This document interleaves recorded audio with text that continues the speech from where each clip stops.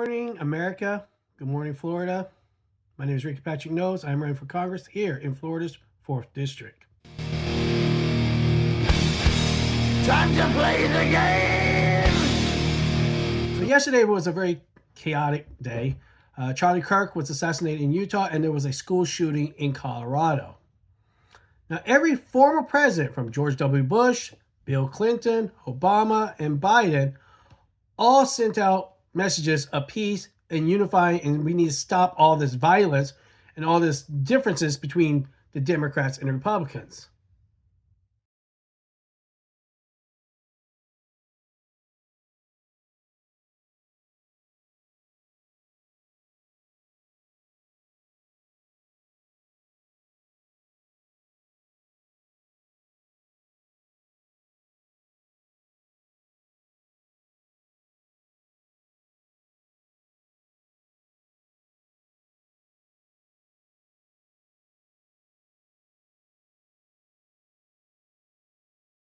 However, Donald Trump and the Republican regime, instead of trying to unite America again and get rid of this difference between Republicans and Democrats and try to work together and stop all this violence in America, no.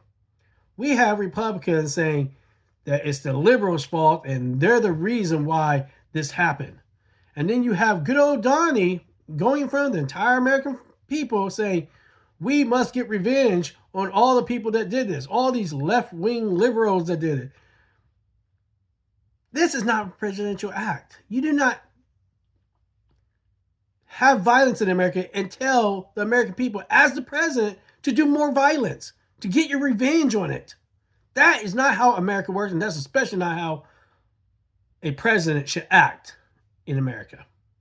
The attack on my life in Butler, Pennsylvania last year, which killed a husband and father, to the attacks on ICE agents, to the vicious murder of a healthcare executive in the streets of New York, to the shooting of House Majority Leader Steve Scalise and 3 others. Radical left political violence has hurt too many innocent people. Radical left political violence has hurt too many innocent people and taken too many lives. This kind of rhetoric is directly responsible for the terrorism that we're seeing in our country today, and it must stop right now. My administration will find each and every one of those who contributed to this atrocity and to other political violence, including the organizations that fund it and support it, as well as those who go after our judges, law enforcement officials, and everyone else who brings order to our Donald Trump, our president, and all the Republicans in Congress and Senate saying that this was the Democrats' fault, liberals' fault for the death of Charlie Kirk.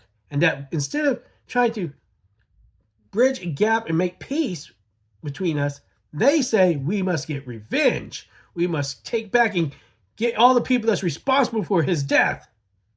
There's only one person responsible for his death, the assassin. That's it. It wasn't every Democrat. It wasn't every liberal in America. It's just one person. But instead of saying, hey, we should be not doing violence, we should try to make peace with our fellow Americans, instead, he wants us to go to war. And this is not a good way to solve the violence in America.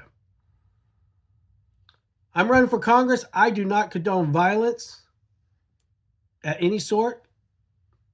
But if Donald Trump wants a war and he's going to cause more violence in America, then don't expect Americans to just sit by and do nothing. There will be American people that will say, hey, we're not going to do it, and they may cause violence. So if you want more violence, you're going to get more violence, Donald, but you have to accept it's going to go both ways.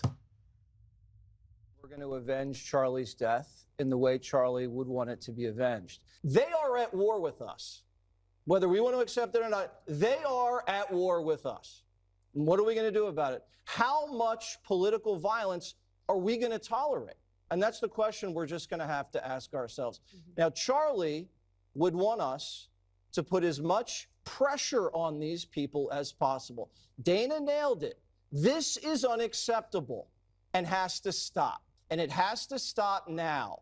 and everybody's accountable, and we're watching what they're saying on television and who's saying what, the politicians, and the media, and all these rats out there. This can never happen again. It ends now. Greg's right again. This is a turning point, and we know which direction we're going.